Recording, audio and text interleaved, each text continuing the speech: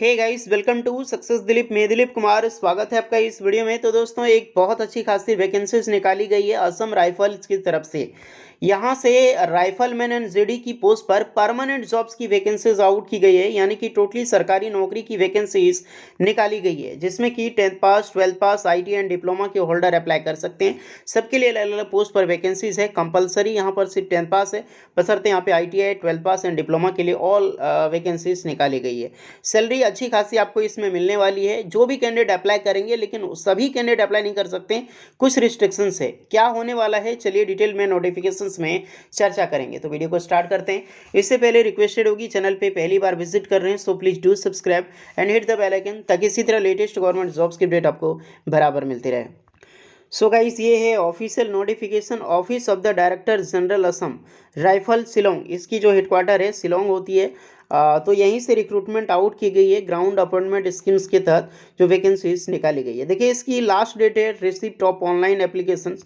Online नहीं होता है फॉर्म, जो होता है एक्चुअली ऑनलाइन ऑफलाइन दो हिसाब से, क्योंकि आपको मेल के जरिए या फिर ऑफलाइन फॉर्म के जरिए आपको 22 जनवरी 2023 तक इसकी लास्ट डेट है वो रखी गई है, जो कि आपको फिलअप करनी है। चलिए, वैकेंसीज देख सकते हैं ऑफलाइन या फिर ईमेल के थ्रू आपको जो है वो अप्लाई करना होगा, जिसमें से टेंटेटिवली रिक्रूटमेंट स्कीम से 11 फरवरी 2023, क्योंकि इसकी जो वैकेंसी होगी एक रैली की तरह सिलेक्शंस होगा। तो जो रैली 11 फरवरी 2023 को होगी, अलग अलग डिपार्टमेंट के हिसाब से यहाँ पर होगी।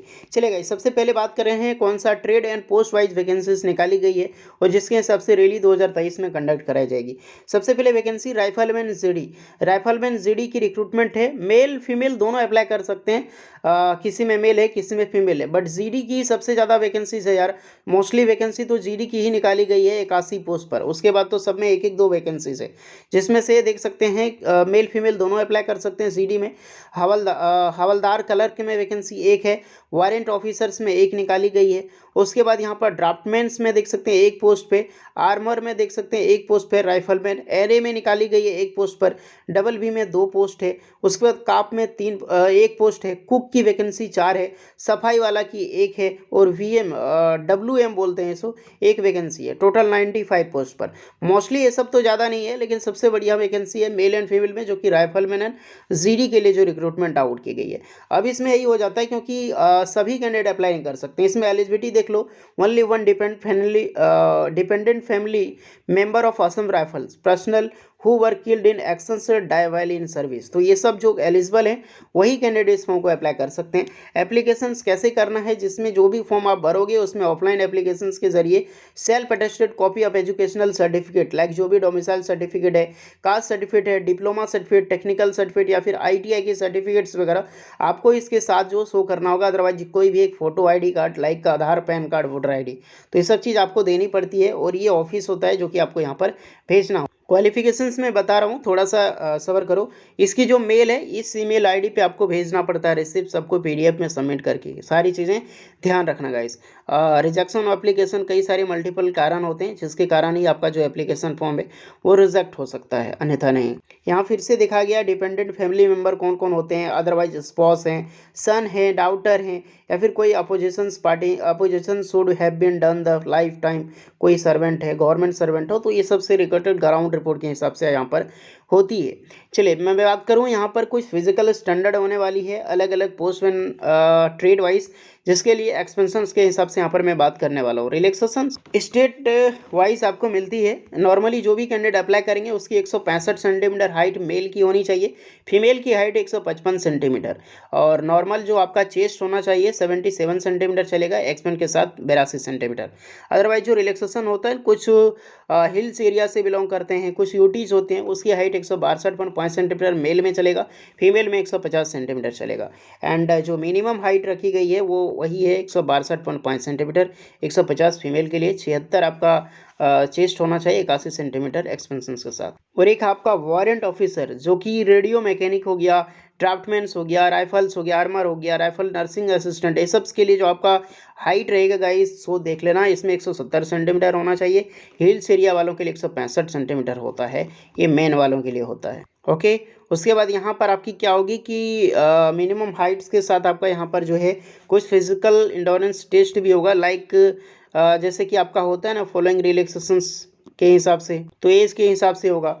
फिजिकल एफिशिएंसी टेस्ट में देखो तो मेल को आपको जो है वो रनिंग करना होगा, जो कि रनिंग होता है 5 किलोमीटर होता है 24 मिनट, बहुत अच्छा टाइम है यार।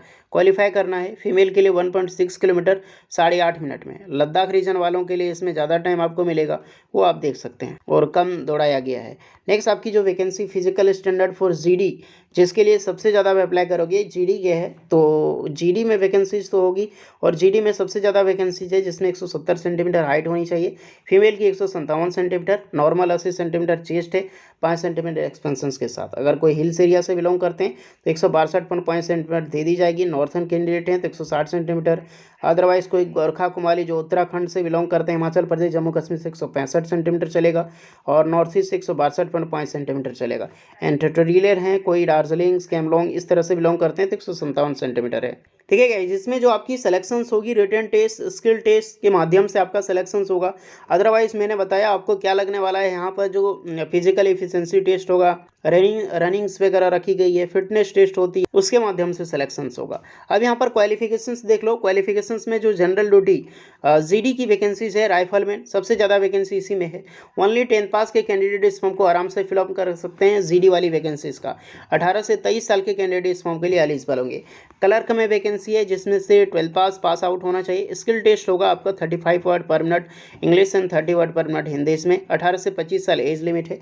Next vacancy radio mechanic for male candidates के लिए है, जहां पर 10 पास आउट होनी चाहिए। उसके बाद आपका देख सकते हैं डिप्लोमा होनी चाहिए रेडियो एंड टेलीविजन टेक्नोलॉजी में, इलेक्ट्रॉनिक्स में, टेलीकम्युनिकेशंस में, कंप्यूटर में, इलेक्ट्रिकल्स में, या फिर मैकेनिकल में इंजीनियरिंग, वो भी अप्लाई कर सकते हैं, याद रखना। तो ये सब ट्रेड से डिप्लोमा कर रखे हैं ब्रांच से अप्लाई कर सकते हैं। 18 से 25 साल एज लिमिट है। नेक्स्ट वैकेंसी जो कुक की निकाली गई है, 10 क्लास होनी चाहिए, प्रैक्टिकल नॉलेज होनी चाहिए कुक वगैरह की, याद रखना। 18 से 23 साल इसमें एज लिमिट है। नेक्स्ट वैकेंसी जो देख सकते हैं वाशरमैन्स की रिक्रूटमेंट है राइफलमैन में, जिसमें 10 पास होनी चाहिए, और ट्रेड नेम प्रैक्टिकल नॉलेज होनी चाहिए वाशरमैन्स की। अब इसमें ट्रेड टेस्ट होता है तो स्किल टेस्ट के माध्यम से होगी।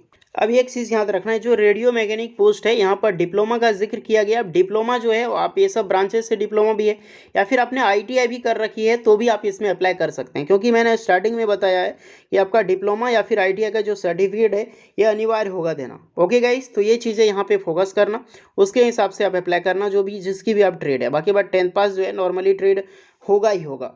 नेक्स्ट वैकेंसी जो राइफलमैन की है उसमें 10 पास होगी, और हैविंग नॉलेज होनी चाहिए स्वीपिंग क्लीनिंग की। 18 से 30 साल एज लिमिट है सफाई वाला में। नेक्स्ट वैकेंसी निकाली गई है आप सभी कैंडिडेट्स के लिए, जिसमें देख सकते हैं ड्राफ्टमैनशिप में, तो इसमें भी 12 पास होनी चाहिए 10+2 सिस्टम के साथ में। उसके साथ आपका 3 ईयर की डिप्लोमा, तो 3 ईयर की डिप्लोमा होनी चाहिए। अभी इसमें होनी चाहिए ड्राफ्टमैन में। देन आपका कम से कम अप्रेंटिसशिप होना ज़रूरी है 1 साल की, तो इसमें अप्रेंटिसशिप भी ज़रूरी मांग दी गई है। नेक्स्ट आपका निकाल दी गई है आर्मर की वैकेंसी। आर्मर में अप्लाई करनी है 10 पास होनी चाहिए, बेसिक प्रैक्टिकल नॉलेज होनी चाहिए, जो कि ट्रेड टेस्ट के माध्यम से। तो ये सब में जो ट्रेड टेस्ट लिखा है ना, तो ट्रेड टेस्ट में प्रैक्टिकल की नॉलेज आर्मर में ये सब आईटीआई पास आउट हैं, अप्लाई कर सकते हैं। 10 पास हैं फिर भी अप्लाई कर सकते हैं। नर्सिंग असिस्टेंट इसमें भी 10 पास चाहिए। इंग्लिश मैथमेटिक्स में आपका एंड साइंस विथ बायोलॉजी के साथ पास आउट होनी चाहिए। अब टेस्ट नॉर्मल लिखी गई है। उसके बाद यहाँ पर आप देख सकते हैं बार्बर मेल में रिक्रूटमेंट है, यहाँ पर भी 10 पास एलिजिबल है। कार्प में की वैकेंसीज है, यहाँ पर भी 10 पास एलिजिबल है। अब जहाँ पे आईटीआई के ट्रेड के हिसाब से देखो हर जगह पे ट्रेड टेस्ट लिखा गया है, तो जहाँ पर भी आपका रिलेटेड जो भी आईटीआई का ट्रेड है, जिसका भी ट्रेड है वो आप देख सकते हैं। इस तरह से जो फॉर्म होता है गाइज आपको फिलअप करनी होगी A4 पेपर साइज में। तो जो भी कैंडिडेट एलिजिबल हैं फॉर्म दे देना, ये सब प्रिंट आउट करवाना पड़ेगा A4 पेपर में और फिलअप करनी होगी। देन आपको क्या है सारे डॉक्यूमेंट्स के साथ आपको मेल पे सेंड करना होगा। याद रखना ये ईमेल आईडी है, इसी पे आपको सेंड करनी होगी एक पीडीएफ बना के। ओके, सारे डॉक्यूमेंट्स को कलेक्ट कर बिल्कुल इसी तरह से फॉर्म आपको फिलअप करना है गाइस। तो लिंक डिस्क्रिप्शन में मौजूद है, एक बार ब्रीफ वाइज पूरा देख लेना तभी अप्लाई करना। कुछ डाउट है तो कमेंट करके ज़रूर पूछ लेना। ओके गाइस, तो होपफुली वीडियो इस पर लगी हो, please like share and subscribe करें। चलिए मिलते हैं नेक्स्ट वीडियो में, तब तक के लिए जय हिंद।